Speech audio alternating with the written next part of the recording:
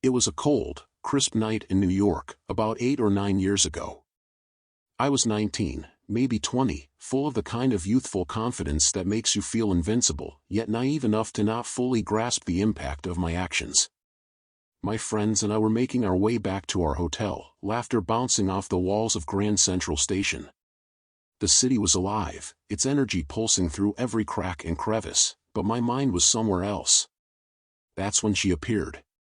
A woman, probably in her late 30s, with a weary expression that told stories she didn't need to speak. Her clothes were wrinkled, her eyes hollow and rimmed with exhaustion. She approached us hesitantly, her voice trembling as she explained that she had lost her wallet and was stranded, desperate to get home. "I need $17, maybe $18 for a train ticket," she stammered, clutching her phone in her shaking hands. "I can Venmo you when I get home, I swear." My friends, guarded and dismissive, immediately turned away, muttering something about scams and how you can't trust anyone in the city. I stood there, caught in a tug-of-war between skepticism and empathy. I glanced at her, seeing the cracks in her resolve, the glistening of unshed tears. I was young, I didn't have much, and $18 felt like too much to risk on a stranger's promise. "I'm sorry," I said, shaking my head. "I can't." The words hit her like a slap. She didn't argue or plead, instead, she just turned away, her shoulders sagging under the weight of rejection.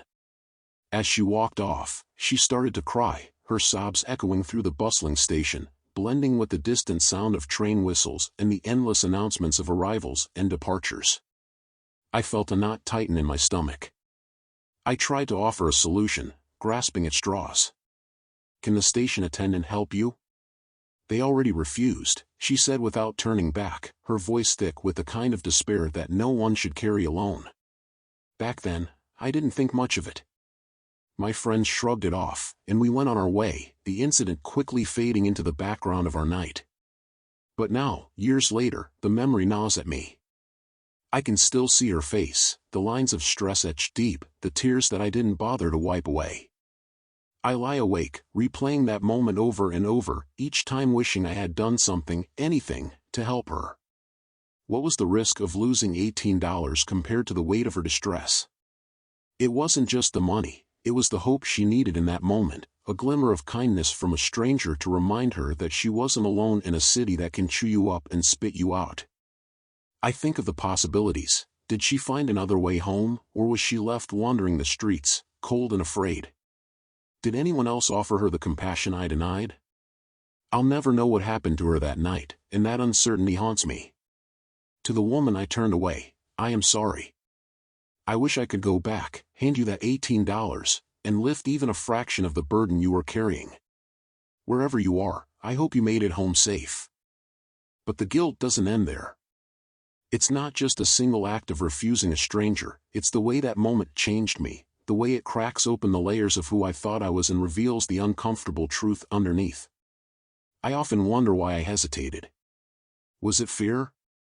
Fear of being taken advantage of looking foolish in front of my friends, or maybe, just maybe, the fear of stepping into someone else's pain.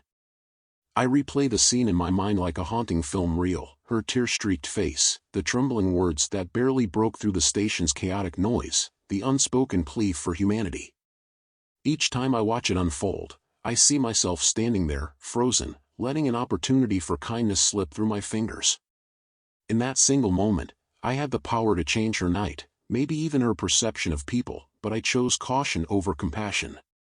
Now, every time I pass through a crowded station or see someone in need, I feel her presence like a shadow. I imagine her standing at the edge of the platform, nervously checking the time, hoping against hope that someone, anyone, might help her find a way home. I hear her voice in the conversations of strangers, see her face in passing crowds. She's become a ghost in my memory, lingering in the places I can't quite reach, reminding me of a lesson learned too late. The guilt has manifested in other ways, too. I've found myself overcompensating, giving money to strangers without hesitation, helping out whenever someone looks lost or in need. But it's never enough to quiet that inner voice whispering, too little, too late. I've read countless articles and stories about people in similar situations, hoping to find solace or justification, but all I find are more questions. What if she was telling the truth? What if she just needed one person to believe in her? This regret has made me see the world differently. I notice the small, often invisible struggles around me, the person counting change at the register, the anxious glance of someone lost in a crowd, the weary eyes of those hoping for a break that never comes.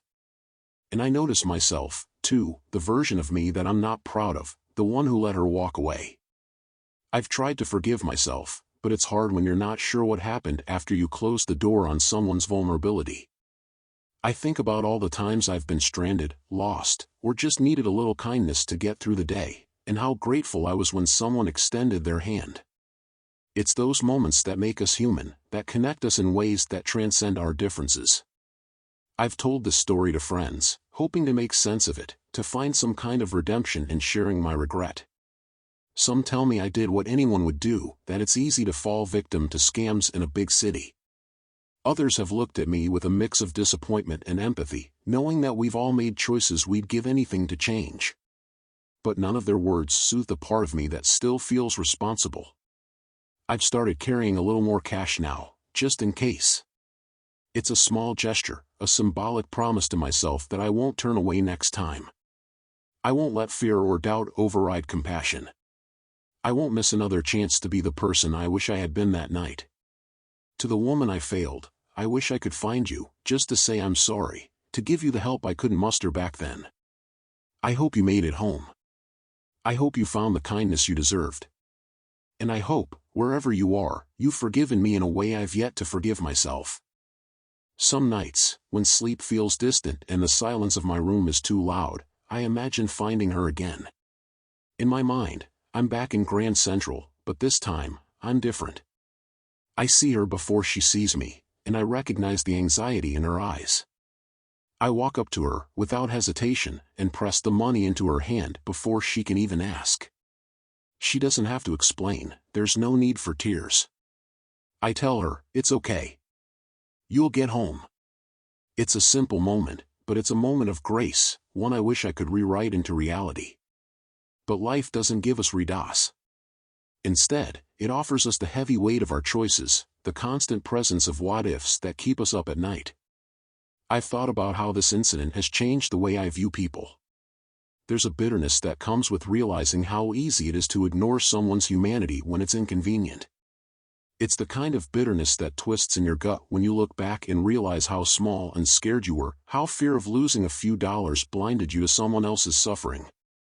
I've also wondered about her story. Who was waiting for her at the end of that train ride? A child? A partner?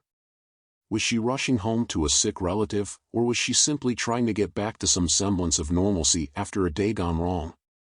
Maybe she had a job she couldn't afford to lose, or maybe she was just another New Yorker who found herself caught in the unrelenting chaos of the city. Sometimes, in my loneliest moments, I think about what she must have felt walking away that night. The crushing disappointment, the sting of rejection. The look on her face as she realized that even in a crowded place, surrounded by hundreds of people, she was still utterly alone. I wonder if she ever found someone to help her, or if she spent the night wandering the city, feeling like she'd slipped through the cracks of everyone's indifference. I've tried to channel my regret into something positive, volunteering when I can, helping others in small ways. But it always feels like I'm chasing an impossible debt, paying penance for a mistake I can never undo. The irony is, I've spent more than $18 countless times since then on things that don't matter, dinners, movie tickets, drinks I didn't even finish. But the money isn't what I regret losing. It's the opportunity to be kind when it mattered most.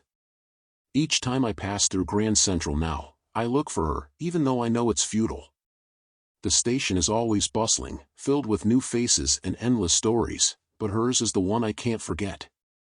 I sometimes stand by the spot where she approached me, watching people rush past, hoping that in some cosmic twist of fate, I might see her again. I'd tell her that I remember her, that her story still lingers in my heart, that she's the reason I strive to be better. I'd give her that money, with interest, and tell her that she taught me more in that brief encounter than I've learned in years of stumbling through life. And then there are moments when I feel her absence most profoundly, when I'm rushing for a train myself, juggling the noise of the station with the noise in my head, feeling the weight of my own worries. In those moments, I think of how a small act of kindness might have made all the difference to her, and how it might still make a difference to someone else. So, I carry that night with me. I carry it as a reminder to slow down, to look up, and to see the people around me, not as strangers, but as fellow travelers, each with their own burdens. I remind myself that the world can be harsh and unforgiving, but that we have the power, however fleeting, to soften it just a little with a simple gesture of kindness. To that woman, I hope you've found your way, that you've found peace, and that the world has been kinder to you since.